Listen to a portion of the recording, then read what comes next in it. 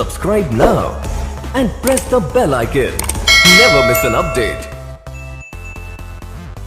Hello दोस्तों, तो आप लोग का फिर से स्वागत है हमारे एक और नई वीडियो में। आज की इस वीडियो में हम क्लास 10th का जो संस्कृत बुक दिया गया उसका जो चैप्टर 4 दिया गया है संस्कृत साहित्य लेखिका, जो कि एक निबंध है, उसके जो मोस्ट इंपॉर्टेंट ऑब्जेक्टिव प्रश्न जितने भी बन सकते थे तो वो हम आपके लिए लेकर आए हैं, जो कि 2024 एग्जाम के लिए, बोर्ड एग्जाम के लिए बहुत ही इंपॉर्टेंट है। तो इसमें भी जितने भी most important VVI objective question बन सकते थे हमने सारे के सारे ऑब्जेक्टिव क्वेश्चन आपके लिए लेकर आए हैं। जिसमें जितने भी ऑब्जेक्टिव प्रश्न लिए गए वो सारे किसी न किसी एक साल एग्जाम में पूछे गए, इसलिए सारे के सारे ऑब्जेक्टिव प्रश्न इंपॉर्टेंट है और आपको सारे के सारे प्रश्न याद होना जरूरी है। तो इसलिए आप ध्यान से सुनिएगा और हमारे साथ वीडियो को तक लास्ट तक बने रहिएगा। तो चलिए हम लोग अपने वीडियो की ओर आगे बढ़ते हैं। हम लोग आपके लिए ऑब्जेक्टिव प्रश्न लेकर आए हैं चैप्टर 4 का। यदि आपको इसका पीडीएफ चाहिए तो हमारे डिस्क्रिप्शन में आपको इसका पीडीएफ मिल जाएगा। और हमारे चैनल पर नए हैं तो आप हमारे चैनल को सब्सक्राइब जरूर कीजिए। तो इसमें जो हमारा चैप्टर का नाम है वो क्या है, संस्कृत साहित्य के लेखिका के महत्वपूर्ण प्रश्न पीडीएफ। आपको पीडीएफ के साथ ये प्रश्न मिलेंगे। तो हम लोग अपने पहले प्रश्न की ओर आगे बढ़ते हैं। तो इसमें जो हमारा पहला प्रश्न दिया गया है वो क्या दिया गया है, देखिए। छमाराव किस काल के लेखक थे? ये जो छमाराव थे उस किस काल के लेखक थे? इसका जो ऑप्शन ए दिया गया है आधुनिक काल का, इसका जो ऑप्शन ए होगा ये बिल्कुल ही सही होगा। तो इसका जो ऑप्शन ए होगा वो सही होगा। तो चलिए इसी के साथ हम लोग अगले प्रश्न की ओर आगे बढ़ते हैं। तो इसमें जो हमारा अगला प्रश्न दिया गया वो क्या दिया गया, पुरुषों और नारियों के सहयोग से किसकी गाड़ी चलती है?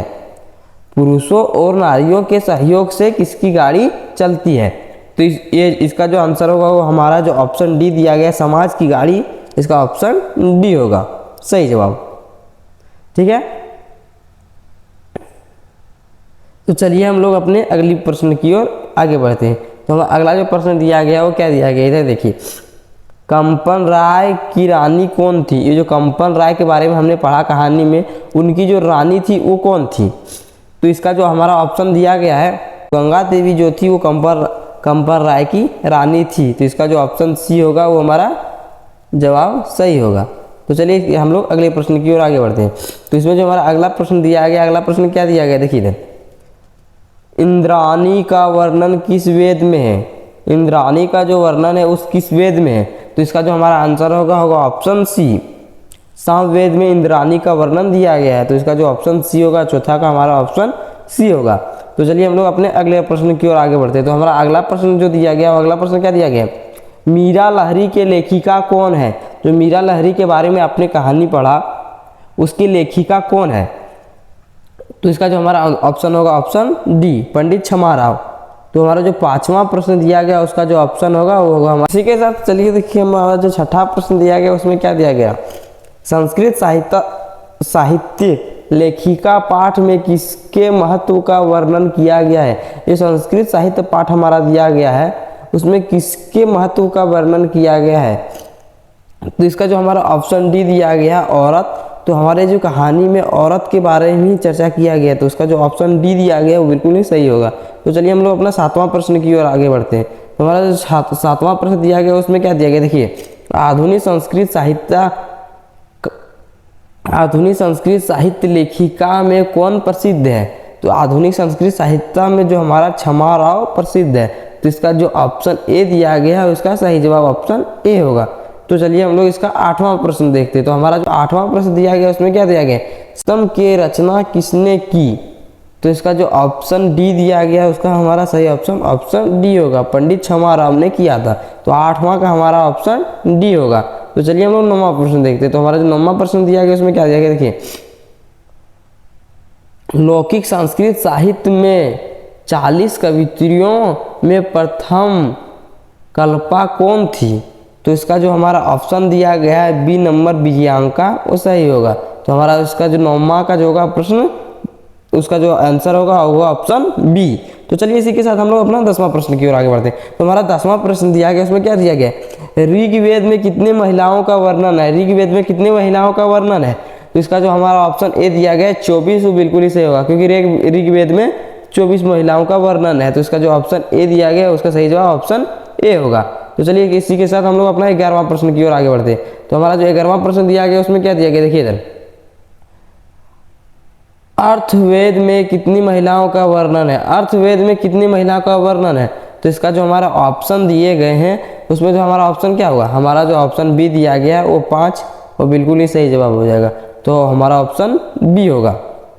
11 का हमारा ऑप्शन बी होगा। तो हमारा जो 12वां प्रश्न दिया गया, चलिए हम लोग अपना 12वां प्रश्न की ओर आगे बढ़ते हैं। तो हमारा जो 12वां प्रश्न दिया गया उसमें क्या दिया गया? देखिए, अच्युत राय की रानी कौन थी? जो अच्युत राय थे उनकी रानी कौन थी?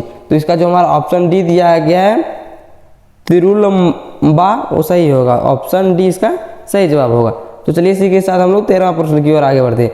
तो 13वां प्रश्न हमारा क्या दिया गया? किस युग में मंत्रों की दर्शिका ने केवल ऋषि बालिका ऋषिकाओं भी थी? तो इसका जो ऑप्शन सी दिया गया है वैदिक युग, इसका सही जवाब ऑप्शन बी होगा। तो 13 का जो हमारा ऑप्शन सी होगा बिल्कुल ही सही जवाब होगा। तो चलिए इसी के साथ हम लोग अपना 14वां प्रश्न की ओर आगे बढ़ते हैं। तो हमारा जो 14वां प्रश्न दिया गया उसमें क्या दिया गया? देखिए इधर, अज्ञकल्प ने अपनी पत्नी को क्या शिक्षा दी थी? अज्ञकल्प जो थे उन्होंने अपनी पत्नी को क्या शिक्षा दी थी? तो इसका जो हमारा ऑप्शन डी होगा, इसका जो हमारा ऑप्शन डी होगा आत्म तत्व की, वो सही जवाब होगा। तो हमारा जो इसका 14 नंबर का प्रश्न दिया गया उसका जो ऑप्शन डी दिया गया वो बिल्कुल ही सही जवाब हो जाएगा। तो चलिए हम लोग 15वां प्रश्न की ओर आगे बढ़ते हैं। तो हमारा जो 15वां प्रश्न दिया गया उसमें क्या दिया गया?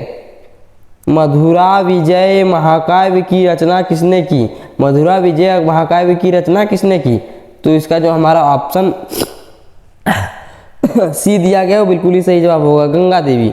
गंगा देवी ने इसका रचना किया था। तो ऑप्शन सी इसका सही होगा, 15 का ऑप्शन सी। तो इसी के साथ चलिए हम अपना 16वां प्रश्न देखते हैं। तो 16वां प्रश्न क्या दिया गया? की रचना किसने की है?